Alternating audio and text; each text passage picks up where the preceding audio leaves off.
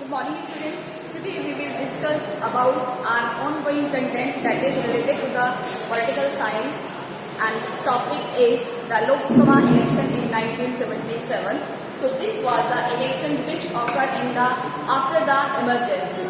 So this election played an important role in Indian political history because this was the election which is related to the non-Congressive. Because we will discuss about as per the result of elections, the first non-Congressive Prime Minister was elected in this election. So today's content we will see about how Lok Sabha elections were held in 1977. Clear?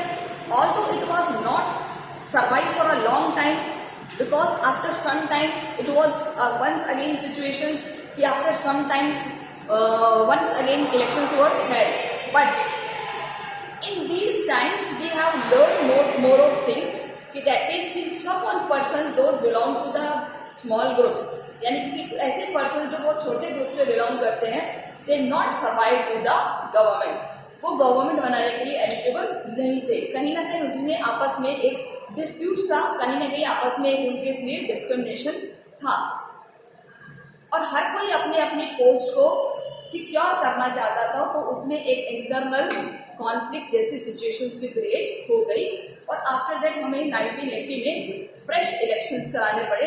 वापस से उस election में Congress party को जीत हासिल हुई थी. लेकिन हम बात कर रहे हैं यहाँ पर इलेक्शन 1977 की, तो हम इसमें देखते हैं सबसे पहला कि जो हमारी इमरजेंसी का जो टाइम था वो क्या था, आपको पता ही है, जून से लेकर के मार्च 1977 का था.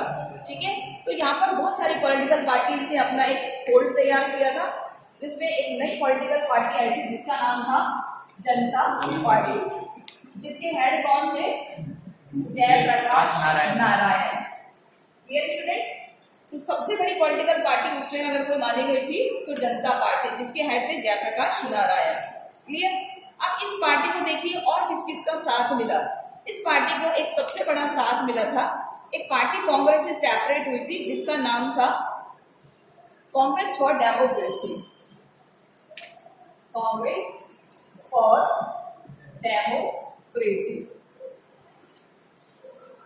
मैं आपको हिंदी लिख देती हूँ, सेपरेट फ्रॉम कांग्रेस. यानी कि ये पॉलिटिकल पार्टी कहां से आई थी, जो कांग्रेस थी उससे सेपरेट हुई थी. क्या नाम था इसका, कांग्रेस फॉर डेमोक्रेसी, जिसके हेड कौन थे, जगजीवन राम.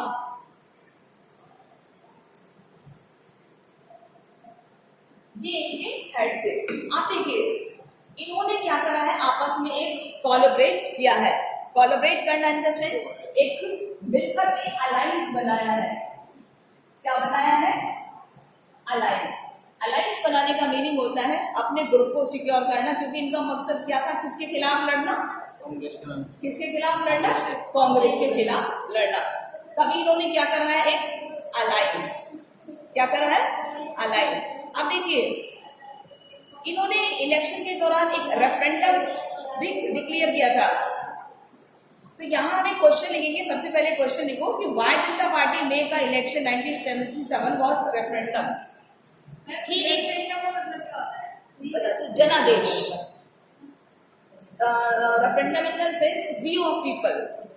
मैं लिख देती हूँ referendum.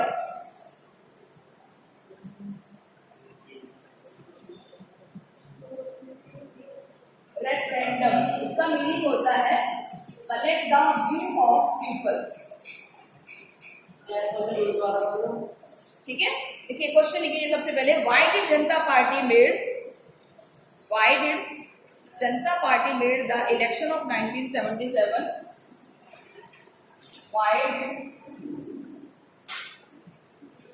Janata party made election of 1977. यहां से आप लिख सकते हो 1977 वाज रेफरेंडम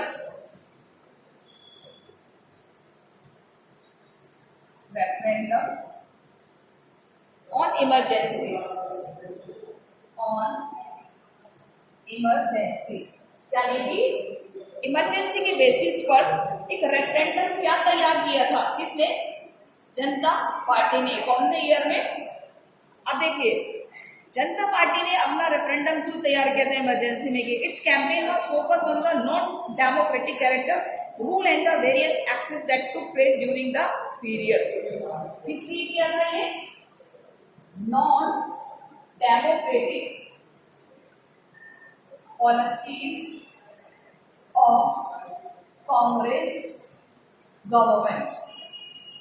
किसके खिलाफ तैयार किया था? कांग्रेस के खिलाफ। कौन सी पॉलिसीज थी? जो non democratic. Clear? In this backdrop they arrest of the thousand of person,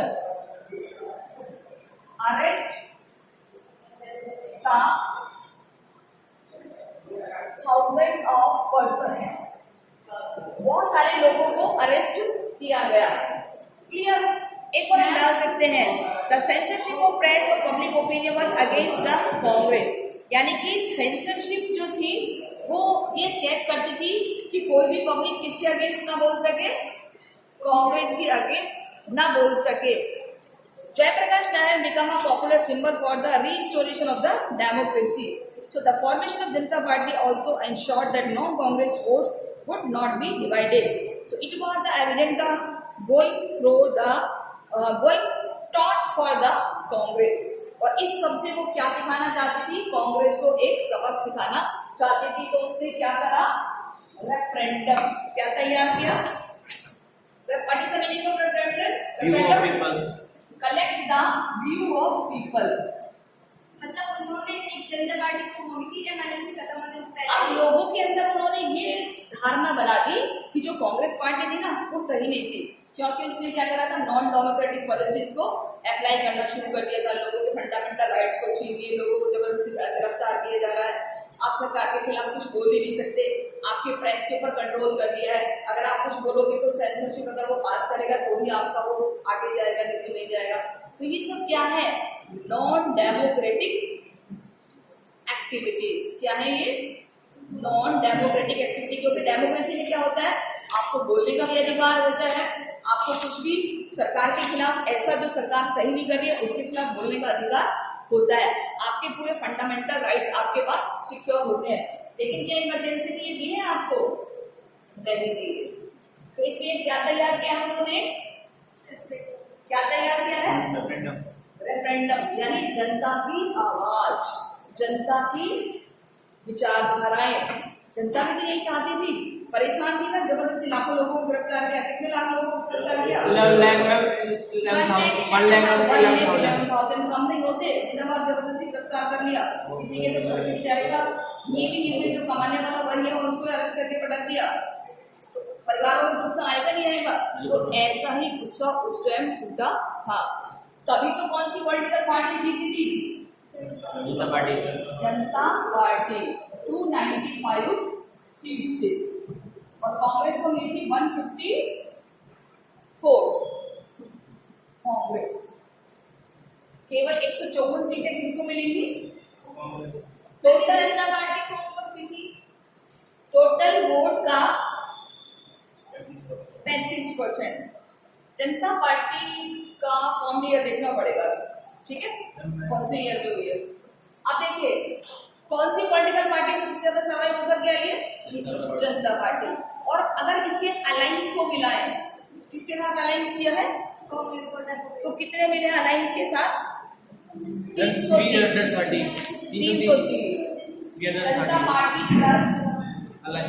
plus alliance को मिले हैं 330 सीट्स। टोटल सीट्स ये टोटल सीट 542 में। क्लियर? टोटल सीट में 542। Yes, out of 542। Clear? Alliance को एक्सप्लेन करोगे मैम?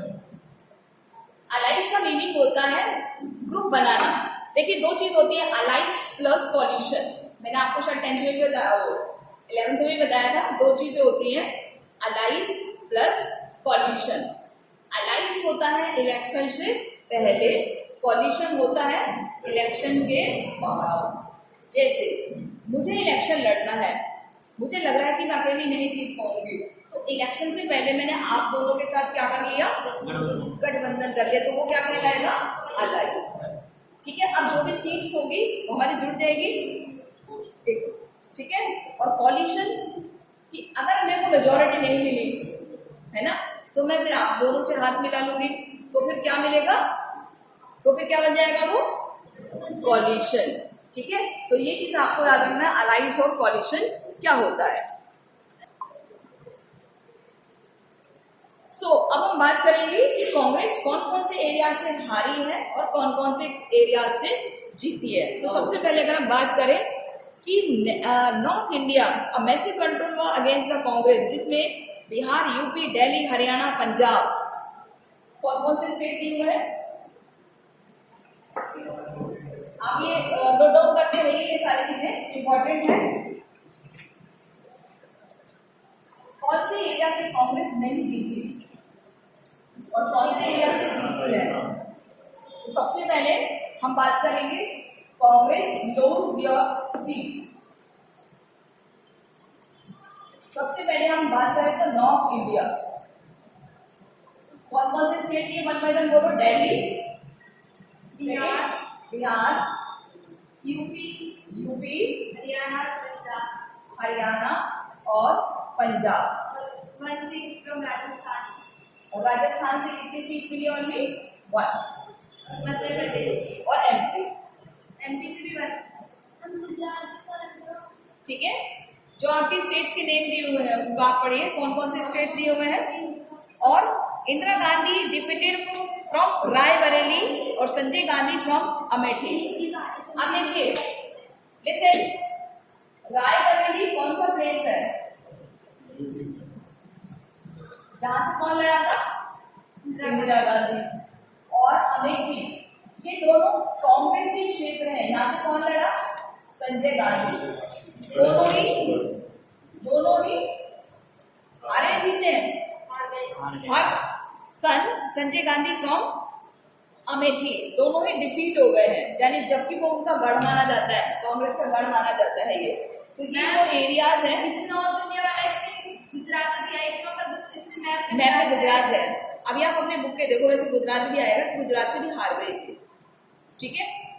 लेकिन अगर हम बात करें, नहीं गुजरात से जीती है बेटा, नेक्स्ट जनता पार्टी है ना गुजरात, नहीं कांग्रेस पार्टी आ रही है, जनता पार्टी दिल्ली है। तो इसमें यही तो पड़ रहा है कि कांग्रेस कौन से एरिया से हार गई थी, तो इसमें जब वो तो आएगा गुजरात।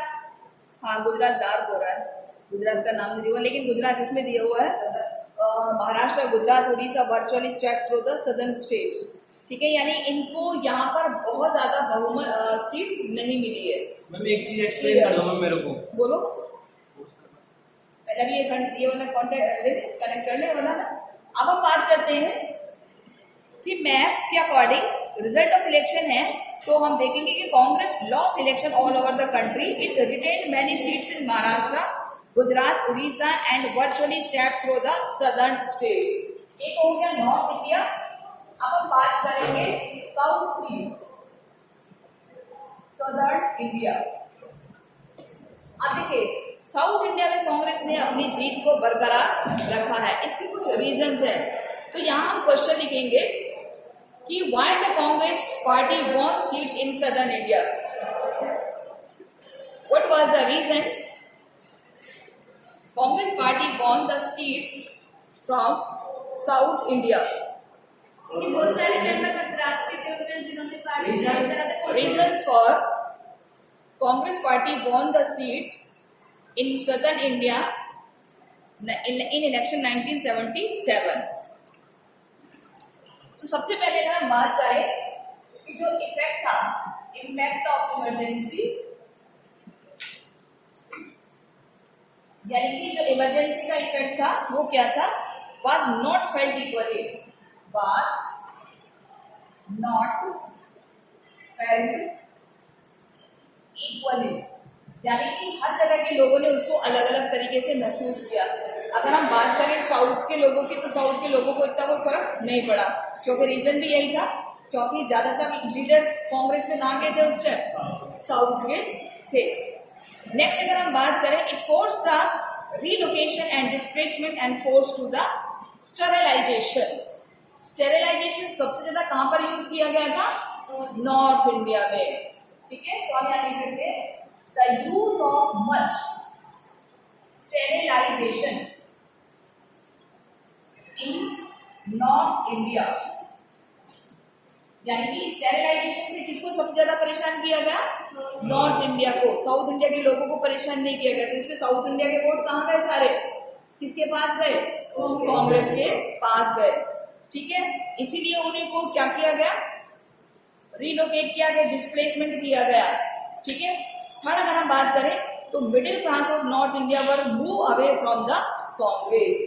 तीसरा अगर हम बात करें तो मिडिल क्लास था जो of north India, middle class of north India were move away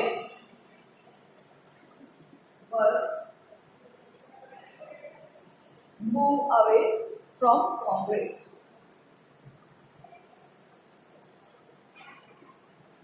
clear?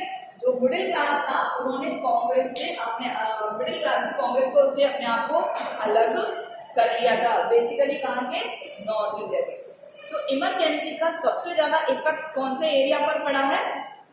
North part पर एज कंपेरेटिवली साउथ। इसीलिए क्या रीजन है कि कांग्रेस कहाँ से जीती है?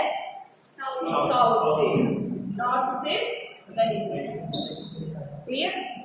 अब ये कुछ स्टेट्स का है बेटा, ये अभी हम क्लियर कर लेंगे। जो कुछ स्टेट्स है ना, इसका एक हम अभी क्लियर कर लेंगे, गुजरात वगैरह। अब हम बात करते हैं जनता party become a platform for many these sections come together. उधर जनता पार्टी ने क्या करा? नॉर्थ साइड की पार्टी थी तो बहुत सारी पार्टियों को अपने साथ जोड़े रखा। The election 1977 were not merely about the emergency, यानी कि 77 के जो इलेक्शन हुए थे उनका परिणाम ये नहीं था कि इमरजेंसी जैसा हो, सब चाह रहे थे कि कुछ ऐसा हो दोबारा से इमरजेंसी जैसी कंडीशन प्रस्तुत न हो, यानी दोबारा से ऐसी सिचुएशन का सामना हम ना करें। क्लियर? तो ये है रिजल्ट किसके? Election of 1977 after the emergency. कौन सी पार्टी जीती है? कितनी सीट से? कोalition में कितने मिले हैं? 330। ठीक है, कांग्रेस को कितने मिले हैं?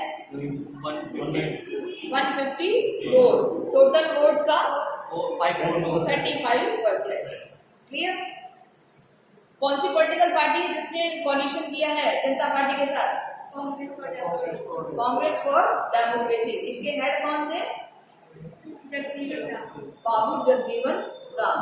ठीक है, जनता पार्टी के हेड कौन थे? जयप्रकाश नारायण। अब देखिए, जनता पार्टी के बारे में अगर हम बात करें तो Janata Party now we are taking the Janata government. So in this Janata Party, the power after 1970 elections, एक तीनों में कॉन्फ्लिक्ट हो गया था for the post of prime minister, post of PM. तो सबसे पहले जो दावेदार थे that is the Morarji Desai, who was the rival of Indira Gandhi. सबसे पहले पर्सन थे Morarji Desai. Clear? Second person जो हमेशा से क्या रहे हैं? The rival of Indira Gandhi, rival of Indira Gandhi. Clear? हमेशा से इंदिरा गांधी के प्रतिद्वंदी रहे हैं। दूसरे हैं चौधरी चरण सिंह, जो कि भारतीय लोक दल के लीडर है, चौधरी चरण सिंह। क्लियर? कौन सी पॉलिटिकल पार्टी के लीडर रहे हैं ये? लोक दल।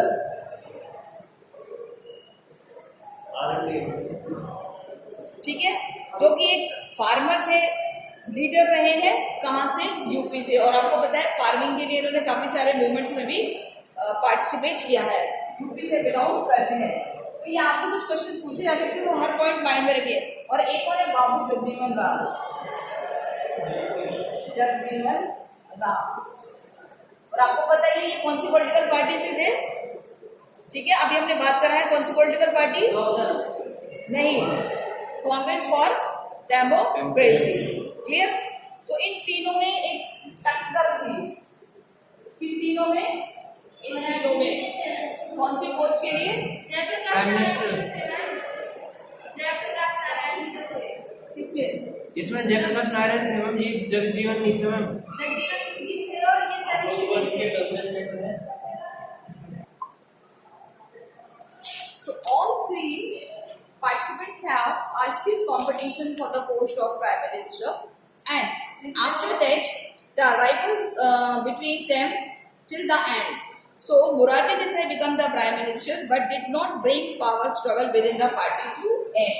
So he is selected as a PM. Okay. Now the opposition of emergency could keep the Janata Party together only for a while. The critics felt the Janata Party lacked direction, leadership, and a common program. Janata Party could not bring about the fundamental changes in policy from those pursued by the Congress. और after that इसका भी एक split हो गया, यानी जनता party भी split हो गई. The split of Janata party. तो यहाँ रिजल्ट प्रिपेयर करेंगे कि जनता पार्टी का स्प्लिट क्यों हुआ है. So here is revision. First of all sir lack of direction, यानी डायरेक्शन का अभाव था. सेकंड अगर हम बात करें कोई कॉमन पॉलिसी या प्रोग्राम नहीं था. थर्ड अगर हम बात करें the government could not causes the policy which pursued by the Congress, यानी कि जो पॉलिसीज कांग्रेस ने चूज की थी उस पॉलिसीज को ये लेफ्ट नहीं कर पाई थी. इस वजह से जनता पार्टी का द एंड हो गया. So students enough for today. So we will discuss in last content, that is the legacy. In this content there is a summary of the period of emergency and some legacies of the Janata Party. So read it, and if you have any doubt then you can consult me. Okay, thank you so much.